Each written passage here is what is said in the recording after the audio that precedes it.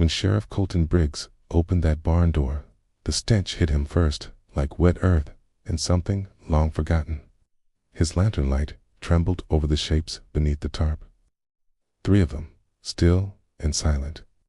Behind him, the woman clutched her children close, whispering, "I told you not to look."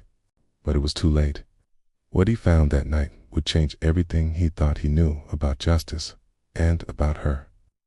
The evening had started like any other in the town of Dry Creekatown, so small, even the wind forgot to visit most days.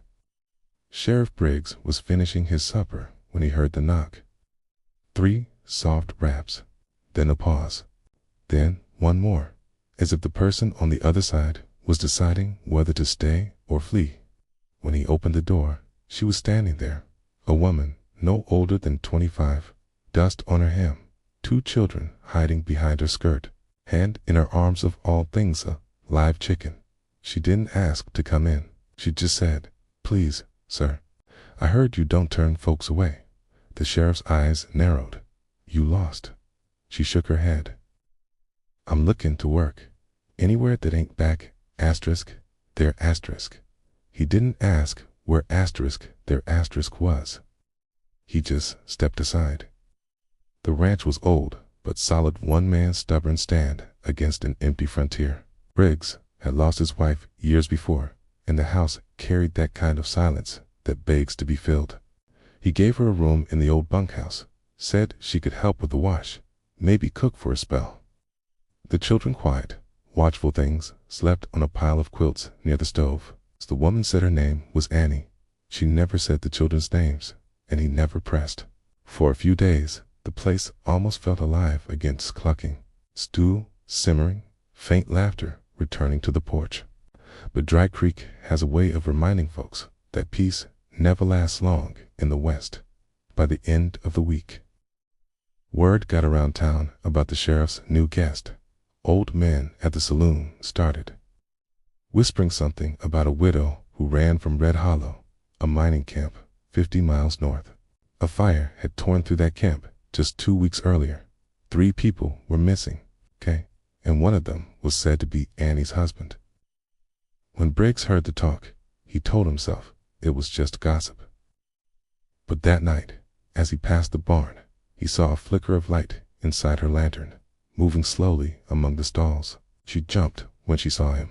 "Key, just feeding the horse," she said quickly. But the sheriff didn't own a horse anymore.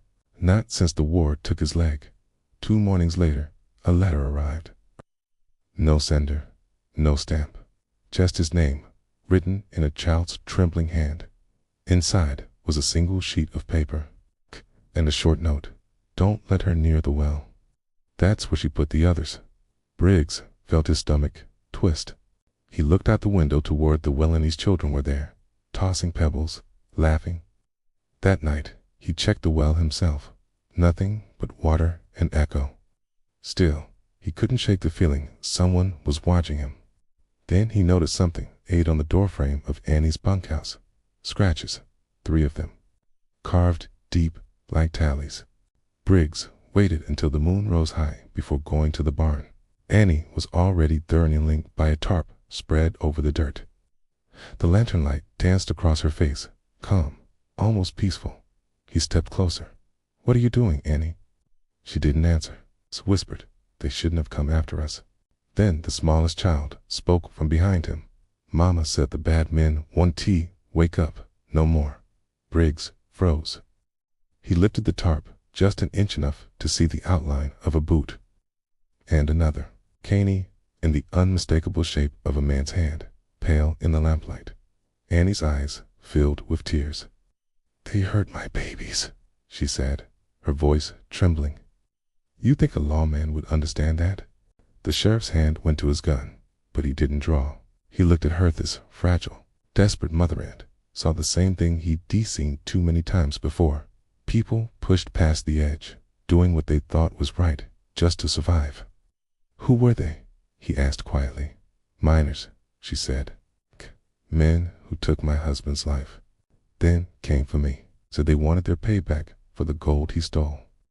But it wasn't gold they wanted."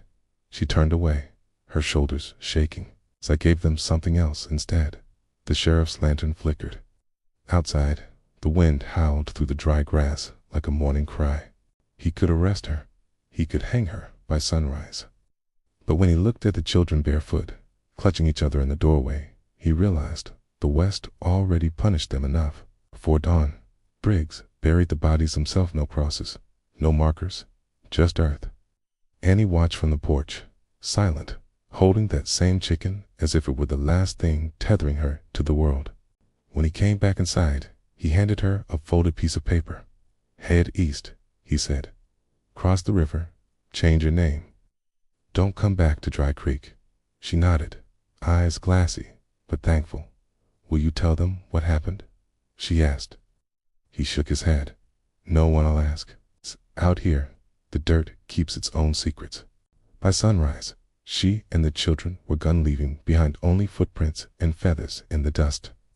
Weeks later, travelers passing through swore they saw a woman and 2 kids near the old railway trail carrying a chicken in a sack. Some said she was a ghost. Others said she'd started over somewhere far away. But Sheriff Briggs never confirmed a thing. He just kept his lantern close and his barn door locked, and every now and then, when the wind hit just right, you could swear you'd hear a woman's voice whisper through Dry Creek, "I told you not to look." Thank you for watching. If you enjoyed this story, please consider liking this video and subscribing for more tales from the Old West and beyond. We'll see you in the next one.